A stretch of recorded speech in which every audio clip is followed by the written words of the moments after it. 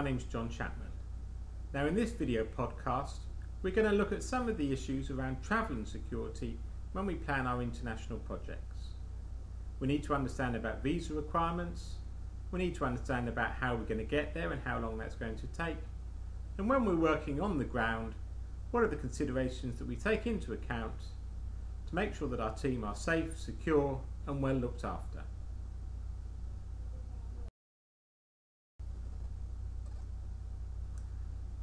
So many countries will require us to get a visa before we can go and work there. Not a holiday visa, but a work permit. And it's important that we know what the constraints are and what the requirements to get these visas are. Quite often we can't just arrive in the country and pay and fill out a form.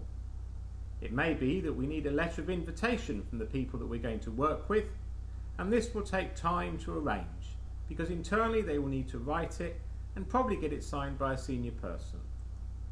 Also back in the UK, it takes time just to get the visa. There's an elapsed time from when we submit the form to the local embassy or consulate. There's probably a fee to pay, and we need to include these in our project planning, both for the time to get the visa and also the costs that we're going to incur, which is going to affect the cost for the project. So we've identified that we need the visa.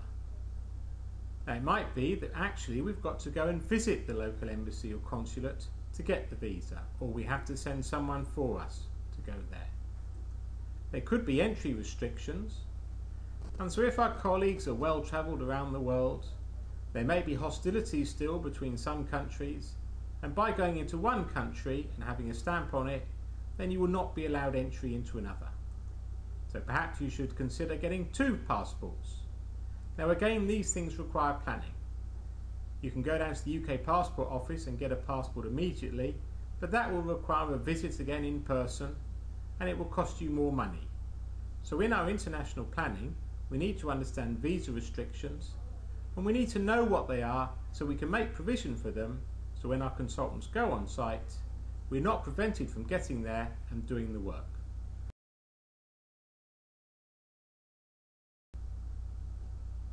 So, we're now going to consider how we get to the site. Now of course in the UK, we may just hop on a train or get in the car and we'll be at the site within an hour, perhaps less, perhaps more. We'll do a day's work and we come home. But on international projects, we need to take into account that there will be travelling time. So let's go through a worked example. We've got a project that's going to be running in Gabon, and we want to get from London to Libreville, which is in Gabon. Now the difficulty we face though is that there's flying time and we can't get a connecting flight from London.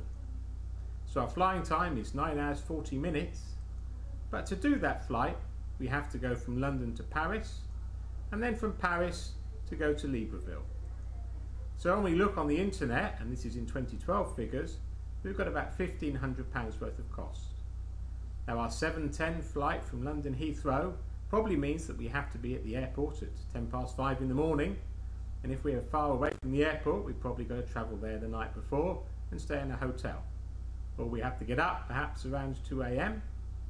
From London Heathrow we fly to Paris Charles de Gaulle, and then we get the connecting flight which then takes us to Libreville, landing at around 16:50.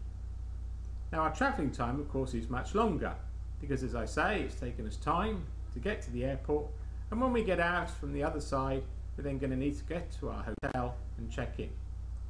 So potentially we've lost a day just travelling before we start work. Now are we going to ask our colleagues to travel on a Sunday so they're there for Monday morning? Or are we going to perhaps suggest they travel on a Monday so we're there for Tuesday? Now of course the working days in the week are affected, and also there might not be flights every day. Now our next consideration is around where are our colleagues going to stay when they're on the ground. You want to make sure that they're put into quality hotel accommodation. We're asking them to stay away from home, to be displaced for a while, and they need to be comfortable and they need to be secure. Now remember, it is more than just a bed for a night and they're not on holiday. Because they're away for a period of time, we want to make sure that it's a good quality place and somewhere that is actually in an area that's nice to visit. Now we do need to recognise that hotel accommodation can be scarce. Depending upon the time of year and what's going on in the country, it may be difficult actually just to get a room.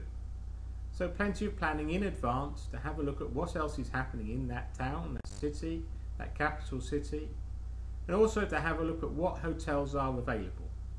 Because in some countries you might not actually have that big a range. So we need some planning in advance to find out if not only can we get there, but can we actually find somewhere for our colleagues to stay.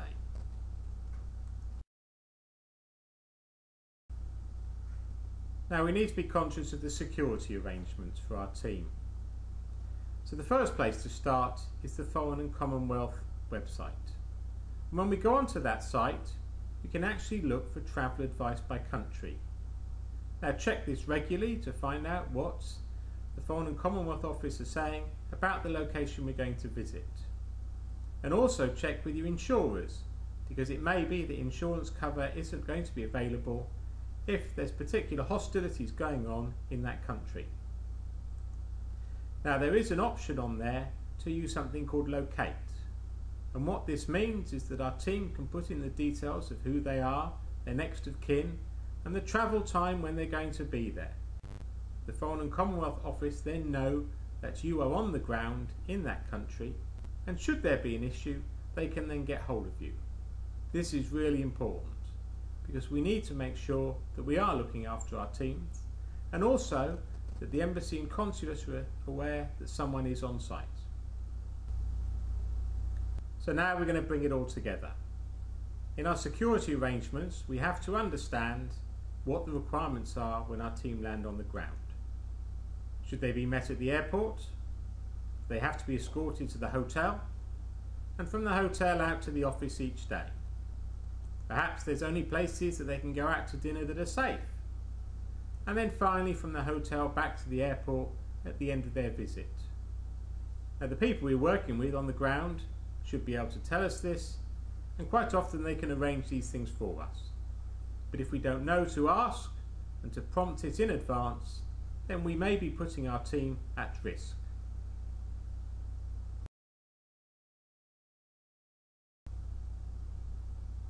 So now we're going to bring it all together.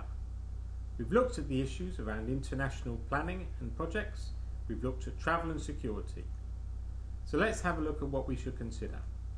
On initiation, our planning has to include, are we going to get visas? How are we going to get them, and what are the requirements to have a visa? Have we got flights booked? Are people going to be able to get to the company, get to the country? Are they going to be able to get home again? Do we actually know what the travel time is? And if it's overnight, they're going to be suffering from jet lag. Have we got good quality hotel accommodation booked? Who's going to pick up the cost for the hotel accommodation? And how are we going to make sure there are actually rooms available? And finally, for security, we need to make sure our team are safe, so they're going to have someone pick them up at the airport, take them back to the hotel, and escort them when they're on the ground. My name's John Chapman. I hope you've enjoyed this video podcast. Please give us a call. We look forward to speaking with you.